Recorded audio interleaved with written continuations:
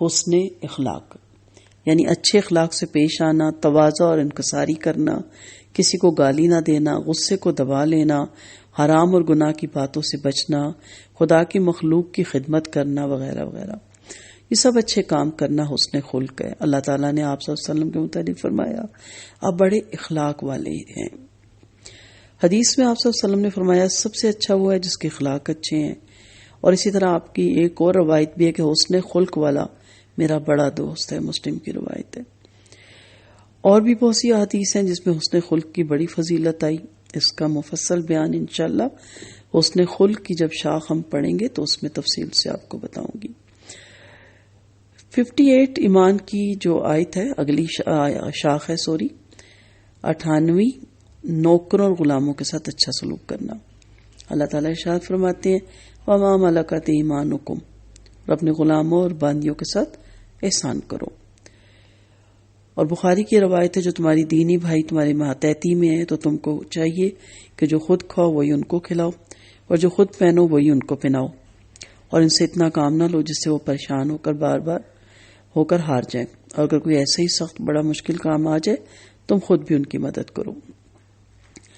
ایمان کی 59 جو شاخ ہے، آقا مالک کا حق، نوکر اور ملازم اور غلام کو ادا کرنا، یعنی غلام پر لازم ہے کہ اپنے آقا کی خدمت کرے، اس کے حکم پر چلے، اس کی فرما برداری کرے۔ آپ صلی اللہ علیہ وسلم کا فرمان ہے جو غلام اپنے آقا کی خیر خواہی کرے اور اللہ تعالیٰ کی بھی اچھی طرح عبادت کرے تو اس کو دگنا ثواب ملے گا، یعنی ایک دنیاوی آقا کی خدمت گزاری کا، دوسرا اللہ تعالیٰ کی عبادت گزاری۔ اب غلامی کا دور تو نہیں، لیکن ملازم ابھی بھی ہیں۔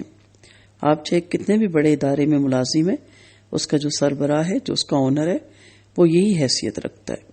اکثر ہم اپنے اونر کے ساتھ فراڈ کر رہے ہوتے ہیں، دھوکہ دے رہے ہوتے ہیں، اس کی غیبتیں کر رہے ہوتے ہیں، اس کی جڑیں کاٹ رہے ہوتے ہیں، یہ سب اسی کے زمرے میں آتا ہے۔ آپ صلی اللہ علیہ وسلم کا فرمان ہے جو اپنے آقا کی خدمت سے بھاگ جاتا ہے تو جب تک واپس نہ آ جائے اس کی نماز قبول نہیں ہوتی، مسلم اور ابو داؤد کی روایت ہے۔ 60 نمبر ایمان کی 60ویں شاخ بیوی بچوں کے حقوق کو ادا کرنا ہے، کیونکہ ہر ایک انسان پر لازم ہے کہ بیوی کو نان نفقہ دے اور بچوں کی تعلیم وغیرہ کی نگرانی کرتا رہے اور برے کاموں سے روکتا رہے، یعنی امر بالمعروف اور نہی عن المنکر وہ کرے۔ اللہ تعالیٰ فرماتے ہیں سورۃ تحریم میں قوا انفسکم واہلیکم نارا وقودھا الناس والحجارہ، اپنی اور اپنے بال بچوں کی جانوں کو آگ سے بچاؤ جس کا ایندھن آدمی اور پتھر ہے۔ نبی کریم صلی اللہ علیہ وسلم نے فرمایا جو شخص 2 لڑکیوں کی پرورش کرتا ہے یہاں تک کہ وہ دونوں بالغ ہو جائیں تو میں اور وہ قیامت کے دن اس طرح ساتھ آئیں گے کہ آپ نے اپنی انگلیوں میں انگلیاں ملا کر بتایا، یعنی دونوں ملے ہوں گے۔ اس کی جو 61 61 شاخ اللہ والوں سے میل جول رکھنا اور ان سے محبت کرنا، ان سے سلام اور مصافحہ کرنا، سلام پھیلانا۔ اللہ تعالیٰ نے فرمایا سورۃ نور میں جب دوسروں کے گھروں میں جاؤ تو سلام کے بغیر مت جاؤ اور گھر والوں کو سلام کرو۔ نبی کریم صلی اللہ علیہ وسلم نے فرمایا لا تدخلوا الجنہ حتی تؤمنوا، مسلم کی روایت ہے تم جنت میں داخل نہیں ہو سکتے جب تک ایمان نہ لے آؤ، اور ایماندار نہیں ہو سکتے جب تک کہ آپس میں محبت نہ کرو۔ میں تمہیں ایسا کام بتاتا ہوں کہ تم اسے کرو گے تو محبت کرنے لگو گے، وہ یہ کہ تم آپس میں سلام کرنا پھیلاؤ۔ تو گویا اسلام ایمان میں سے ہے کہ آپ صلی اللہ علیہ وسلم نے فرمایا کہ جو دینداروں اور اللہ والوں سے فی سبیل اللہ محبت رکھے وہ قیامت کے دن اللہ کے عرش کے سائے تلے ہوگا۔ 62 ایمان کی جو شاخ ہے سلام کا جواب دینا۔ اللہ تعالیٰ فرماتے جب تم دعا دیے جاؤ، سلام کیے جاؤ تو تم بھی اس کو دعا دو، اور سلام کا بہترین جواب اس کو بہترین طریقے سے لوٹا دینا ہے۔ آپ صلی اللہ علیہ وسلم نے یعنی اسی کو لوٹا دو۔ آپ صلی اللہ علیہ وسلم نے راستے میں بیٹھنے والوں کو فرمایا راستے کا حق ادا کرو۔ راستے کا حق یہ ہے کہ اپنی نگاہیں نیچے رکھو اور تکلیف دہ چیز کو راستے سے ہٹا دیا کرو، اسلام کا جواب دے دیا کرو، اور اچھی باتوں کا حکم دو اور بری باتوں سے منع کرو۔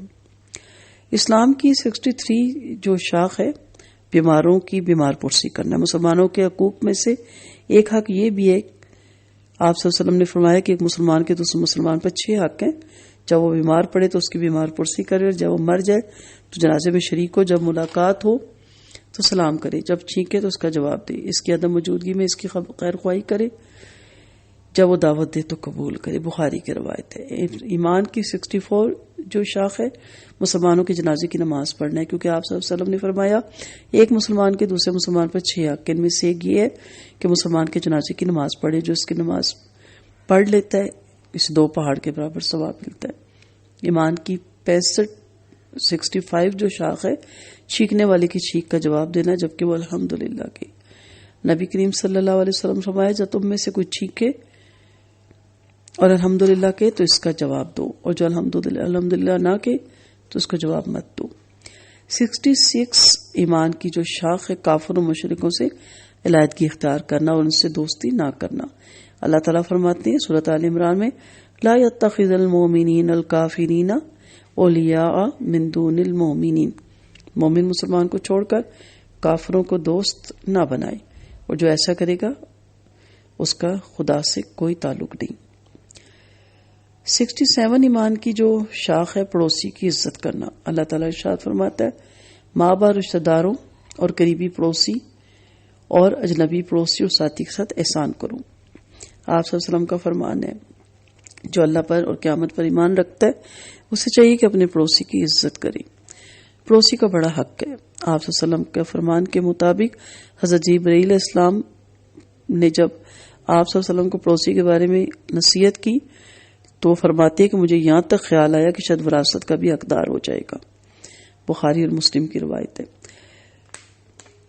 68 ایمان کی جو شاخ ہے مہمانوں کی مہمانداری کرنا ہے۔ آپ صلی اللہ علیہ وسلم نے فرمایا جو اللہ تعالیٰ پر قیامت کے دن پر ایمان رکھتا ہے اسے چاہیے کہ اپنے مہمان کی عزت کرے، یعنی ایک دن رات تک اچھے سے اچھا کھانا کھلانے کی کوشش کرے، اور مہمانی کا حق 3 روز تک ہے، اس کے بعد مہمان کو بلا ضرورت نہیں ٹھہرنا چاہیے، اگر ٹھہرے گا تو مہمان نواز کو اس کے کھلانے پلانے پہ صدقہ خیرات کا ثواب ملے گا۔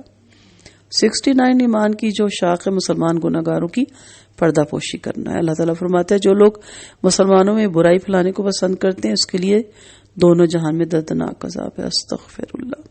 آپ صلی اللہ علیہ وسلم کا فرمان ہے من ستر مسلمان سترہ اللہ یوم القیامہ، جو مسلمانوں کی پردہ پوشی کرے تو اللہ تعالیٰ قیامت کے دن اس کی پردہ پوشی کریں گے۔ 70ویں ایمان کی جو شاخ ہے مصیبتوں پر صبر کرنا اور ناجائز خواہشوں سے نفس کو روکنا ہے۔ اللہ تعالیٰ فرماتا ہے ان اللہ مع الصابرین، اللہ تعالیٰ صبر کرنے والوں کے ساتھ ہے، اور اللہ تعالیٰ فرماتا ہے اور ان لوگوں کو خوشخبری سنا دو کہ جب ان پر مصیبت پہنچتی ہے وَبَشِّرِ الصَّابِرِينَ الَّذِينَ إِذَا أَصَابَتْهُمْ مُصِيبَةٌ قَالُوا إِنَّا لِلَّهِ وَإِنَّا إِلَيْهِ رَاجِعُونَ، ان لوگوں کو خوشخبری سنا دیجیے کہ جب ان پر مصیبت پڑتی ہے تو وہ لوگ کہتے ہیں کہ ہم اللہ ہی کے ہیں اور اسی کے طرف جانے والے ہیں۔ ایسے لوگوں پر اللہ کی رحمت ہے اور یہی لوگ ہدایت یافتہ ہیں۔ آپ صلی اللہ علیہ وسلم فرماتے ہیں اور جو صبر اختیار کرے گا اللہ اسے صبر کی توفیق عطا فرمائے گا، اور صبر سے زیادہ وسیع بخشش کسی کو نہیں ملی۔ 71 ایمان کی جو شاخ ہے دنیا سے بے رغبتی کرنا اور امیدوں کا کم کرنا، کیونکہ دنیا ختم ہونے والی ہے، آخرت ہمیشہ رہنے والی ہے۔ آپ صلی اللہ علیہ وسلم نے فرمایا جو دنیا سے محبت کرتا ہے تو وہ اپنی آخرت کو خراب کرتا ہے، اور جو آخرت کو چاہتا ہے وہ اپنی دنیا کو خراب کرتا ہے، لہٰذا تم باقی رہنے والی آخرت کو فنا ہونے والی دنیا پر ترجیح دو۔